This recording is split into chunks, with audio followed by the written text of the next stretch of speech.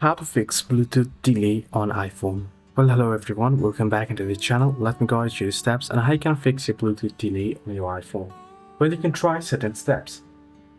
Well, for first, you can simply restart your iPhone.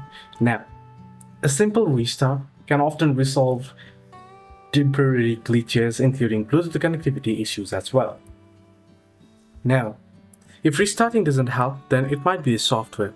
So you want to head into settings and head into your update option, right, for your account. So head into general. Once under general, head into software update and make sure here, if the update is available, that you update to the latest version. The other option is you can head over and proceed to Bluetooth and open up the Bluetooth settings, right?